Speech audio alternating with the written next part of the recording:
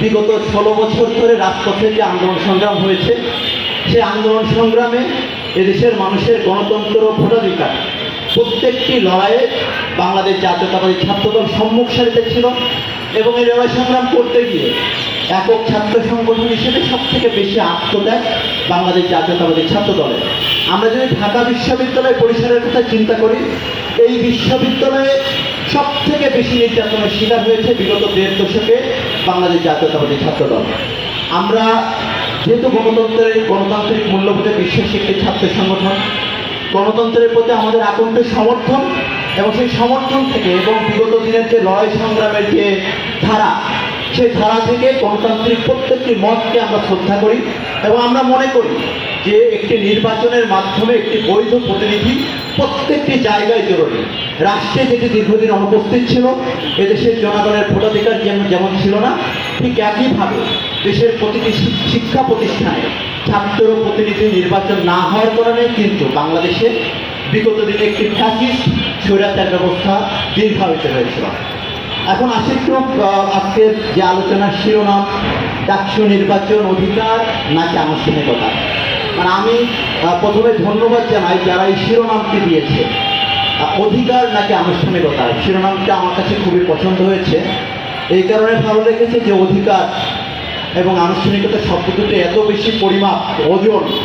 বিশেষ করে আমি যদি অধিকারের কথা বলতে যাই, অধিকারের কথা বলতে গেলে চলে আসে দীর্ঘদিনের লড়াই সংগ্রাম, নির্যাতন, আনন্দ বেদনা, চাওয়া পাওয়া, রাজপথের নানা রকম সংগ্রামের কথা, যার মধ্য দিয়ে আমরা বিগত যে 100 বছরের আমাদের যে ইতিহাস, এই লড়াই সংগ্রামের মধ্য দিয়েই ধাপে ধাপে বিভিন্ন অধিকারের মধ্য দিয়েই কিন্তু আমরা আমাদের চূড়ান্ত নানা রকম অধিকার লড়াইয়ে চূড়ান্ত রূপ লাভ করে। তো ডাকসু নির্বাচন আমাদের, যারা আমরা গণতান্ত্রিক মূল্যবোধে বিশ্বাসী, তাদের কাছে অধিকার। তো সেই অধিকার বাস্তবায়িত হবে কিভাবে হবে, সেটিকে আনুষ্ঠানিকতা হবে নাকি অধিকার হিসেবে বাস্তবায়িত হবে, সেটি নিয়ে নানা রকম আলাপ আলোচনা হওয়া দরকার ছিল। এই আলাপ আলোচনা মেঘবল্লার বসু অনেকটা করে দিয়ে গেছে, ওমামা বলেছে, কাদের বলেছে। তবে অনেকের মধ্যে আমি অনেক হতাশার বাণীও শুনেছি, চারিদিকে শুধু নাই নাই নাই, এটা হলে ওটা হয়ে যেত, হয়ে যাবে। আর ভাই, বাংলাদেশে 71 সালের পরে অর্থদশক পার হয়ে গেছে, অনেক কিছুই হওয়ার কথা ছিল কিন্তু হয়নি। কেন হয়নি, কেন হলো না, এই প্রশ্নটি আমাদের জানা খুব জরুরি ছিল। আসলে আমাদের যে জায়গাটি মূলে যাওয়া দরকার ছিল, আমাদের একটি গুণগত পরিবর্তন দরকার ছিল। সেই পরিবর্তনটা প্রথম থেকে আসার দরকার ছিল হচ্ছে আমাদের শিক্ষার মাধ্যমে। কিন্তু আমরা দেখলাম যে এই বিষয়টা নিয়ে কেউ কোনো কথা বলছে না। এবং ছাত্র জনতার গণ অভ্যুত্থানের পরে সব থেকে গুরুত্বপূর্ণ এবং সব থেকে গুরুত্ব আরোপ করার যে বিষয়টি ছিল, সেটি হচ্ছে জাতিগতভাবে আমাদের সার্বিক শিক্ষা কাঠামো সংস্কার করা। শিক্ষা কাঠামো সংস্কারের মধ্য দিয়েই একটি জাতির সামাজিক ও অর্থনৈতিক যত পরিবর্তন, সাংস্কৃতিক পরিবর্তন, সেটি সম্ভব। এখন ভাই, আমরা 17 বছর ধরে আওয়ামী ফ্যাসিস্টের আমলে আওয়ামী ফ্যাসিস্টের সেই দুর্গন্ধযুক্ত ময়লা খাবার খাইলাম, তাদের সংস্কৃতি গ্রহণ করলাম।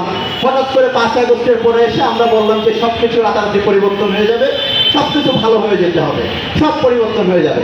এখন মানুষের যে আমরা যে সাংস্কৃতিক আগ্রাসনের কথা বলি, সংস্কৃতির পরিবর্তন করে আমাদের মনোজগতে যে পরিবর্তনটা সংস্কৃতি দিয়ে যায়, তো এই যে দীর্ঘ 17 বছর আওয়ামী ফ্যাসিস্ট সরকার আমাদের ভিতরে যে ফ্যাসিজম কায়েম করেছে আমাদের চিন্তার মধ্যে, সেই ফ্যাসিজম দূর না করতে পারলে কোনোভাবেই, আমি যদি ডাকসু নির্বাচনের প্রেক্ষাপট করি, তাহলে ডাকসু নির্বাচন সেটি অধিকার আদায়ের নির্বাচন হবে না, সেটি হবে আনুষ্ঠানিকতা। আনুষ্ঠানিকতা কীভাবে হবে? আমরা 2019 সালে সর্বশেষ যে ডাকসু নির্বাচন দেখেছিলাম, সেই নির্বাচনটি হয়েছিল একটি আনুষ্ঠানিকতার নির্বাচন। আমি সেই নির্বাচনে একটি হলের ভিপি পদে নির্বাচন করেছিলাম। তো আমার হলের যিনি প্রতিদ্বন্দ্বী প্রার্থী 1 ঘন্টা পরে এসে আমাকে বললো, ভাই আপনি আর নির্বাচন করেন না, আপনি নির্বাচন করলে যদি কোনো কারণে আমি যদি হেরে যাই, তাহলে কিন্তু আমার রাজনীতি ভাই এখানে শেষ। আপনি বিরোধী দলের রাজনীতি করেন, আপনি না হইতে পারলে কোনো সমস্যা নেই, আপনি হল থেকে বের হয়ে যান। তো আমি বললাম যে ভাই, ডাকসু তো নির্বাচন, ভোট করে এটা তো আমার অধিকার, আমি কেন যাব? তাহলে ভাই আপনি যদি না যান, কীভাবে যেতে হয়, যেতে বাধ্য করা হয়, সেটি করা হবে। এবং আমার পূর্ববর্তী বক্তা আরমান বলতেছিল যে এস এম হলের পরিবেশটা অনেক খারাপ ছিল, সেই এস এম হলেরই প্রার্থী ছিলাম আমি। তো যাই হোক, পরবর্তীতে আমাদেরকে বাধ্য করা হয়েছিল বের করে দিতে। তো আমরা 24-এর গণ অভ্যুত্থান পরবর্তী সময়ে আমরা মনে করেছিলাম ডাকসু আমাদের অধিকার। দীর্ঘদিন আন্দোলন সংগ্রামের মধ্য দিয়ে এবং বিগত দিনে জুলাই আগস্টের গণ অভ্যুত্থানে রাজপথে লড়াই সংগ্রামের মধ্য দিয়ে শিক্ষার্থীদের মধ্যে যে সচেতনতা তৈরি হয়েছে, যে আকাঙ্ক্ষা চেতনা তৈরি হয়েছে, সেই আকাঙ্ক্ষা ও চেতনার জায়গা থেকে ডাকসু আমাদের অধিকার হিসেবে প্রতিষ্ঠিত হবে।